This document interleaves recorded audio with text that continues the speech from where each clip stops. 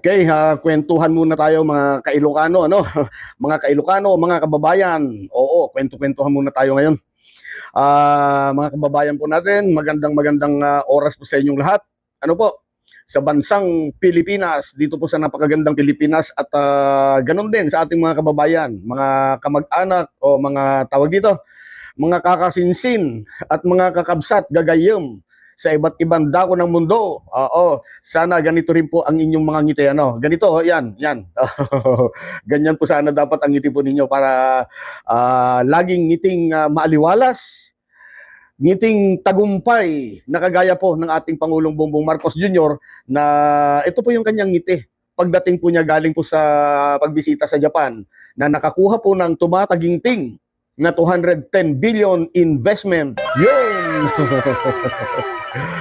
Alright, pero hindi po yan ang ating pagkukwentuhan mga kababayan, ano po, kundi si Trillanes, ang paborito ng lahat na si Marcoleta.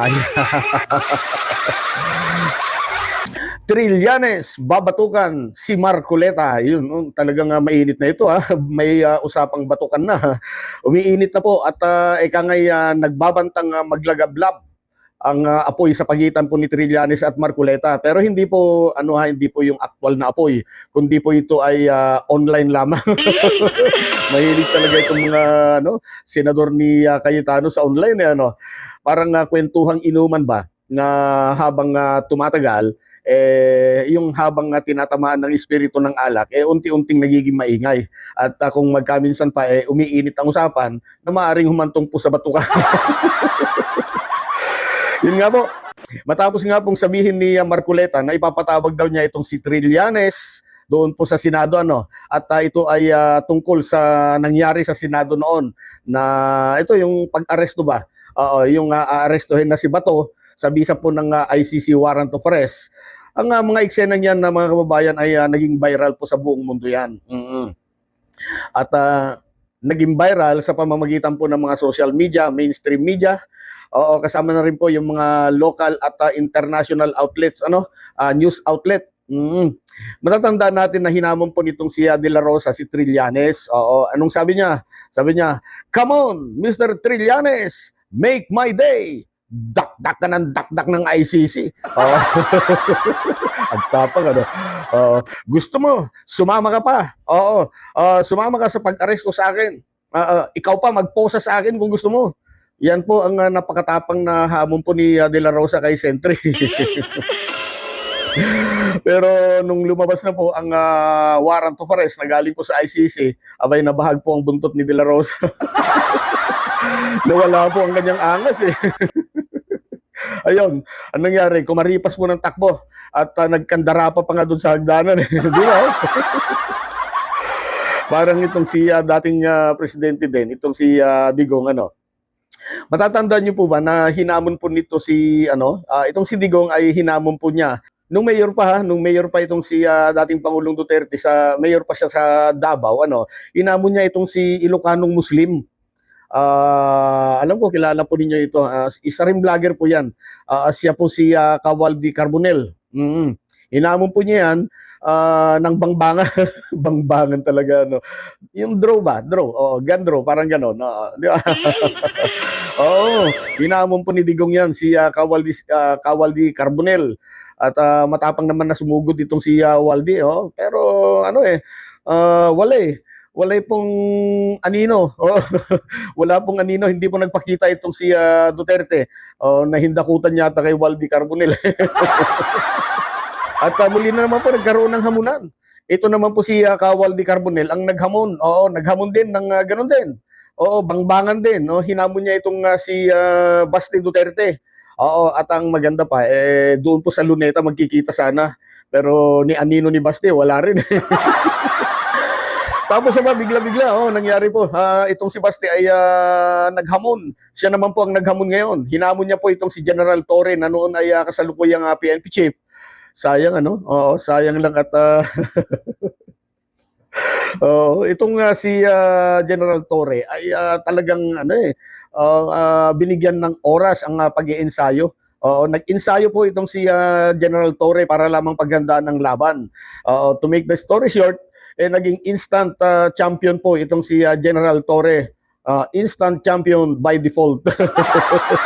Oo, biglang bumiyahe papuntang Singapore ba yan? Ay, naku talaga itong mga ano, oo, mga taga Davao, gano'n ang hindi naman lahat ng taga Davao, hindi ko naman nilalahat, kundi itong tatlo lang na ito ang sinasabihan ko ng ganyan. Oo, maghahamon, pero hindi darating. 'Pag hinamon, gano'n din, hindi rin darating. Well, mabalik na tayo dito kay Marcoleta at Trillanes. Ang sinabi kasi ni Marcoleta, oo, ipapatawag daw niya itong si Trillanes. Oo. Aba, sumagot naman kagad ang matapang na dating senador. Alam niyo po itong si Trillanes kasi, siya po ang taong parang ano yung bang parang toro. Oh, El Toro. Oo. Teka, parang pangalan yata ng alak yun Oo, kasi parang may nabasa ako dun sa grocery na pangalan ng alak El Toro Tequila. At saka parang kung hindi ako nagkakamali meron pa yatang local na alak na ganun din ang pangalan Hindi ko lang masyadong matandaan. Sige nga, pa-comment nga po kung meron po kayo natatanda na pangalan po ng alak na El Toro. Sige nga po.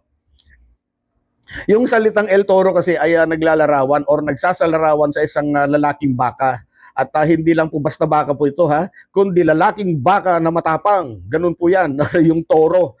At yun nga po, oo, umiinit ang sagutan nitong dalawa. Oo, parang mga toro talaga itong dalawa na to. Ewan ko kung sino ang magiging talagang toro sa bandang huli. Matapos nga pong sumagot na itong si Trillanes na handa siyang magpunta ng Senado para harapin si Marcoleta. At heto na nga po, oo, talaga naman, lalong umiinit na parang nagbabagang laba ng bulkan. Oo, nag-iinit po ang sagutan ng dalawa.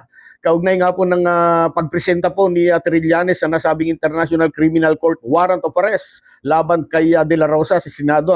Ipapatawag daw po ni Marcoleta. Paulit-ulit na yata tayo. Di bale, sige.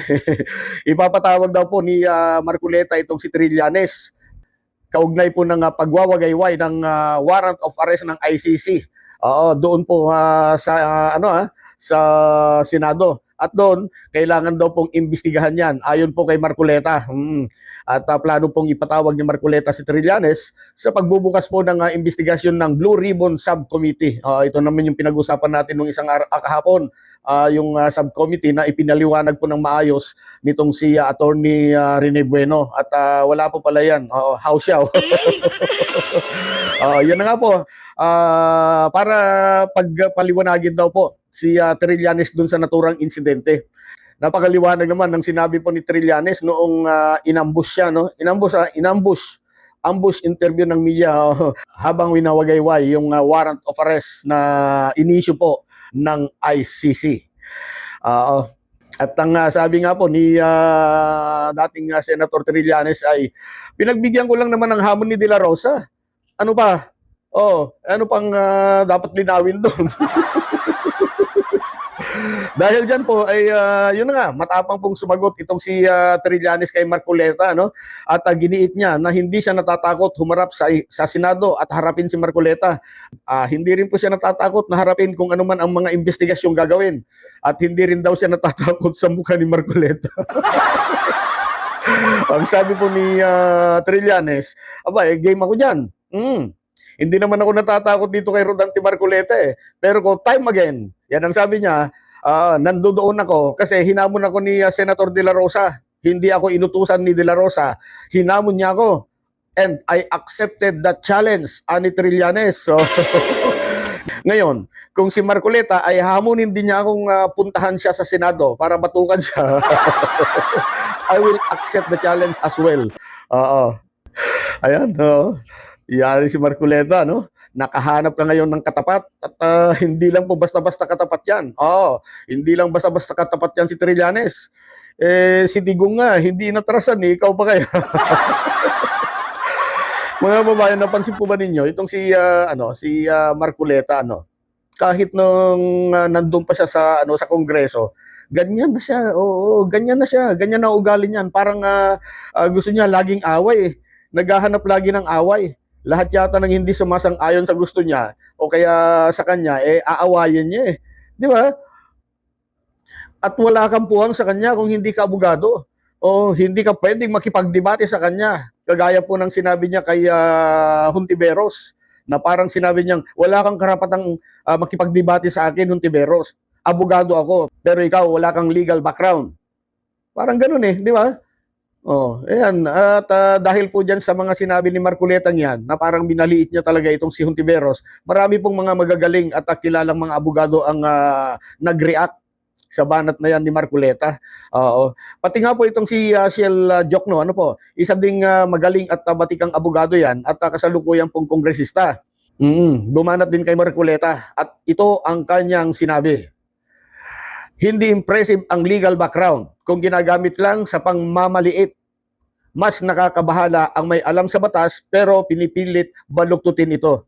Yan po ang sinabi po ni Congressman Shell Jokno. Parang kaliwat ka ng sampal ito, ha? Parang kaliwat ka ng sampal ito kay Marcoleta. Abay, napahaba yata yung ating kwentuhan, mga kababayan.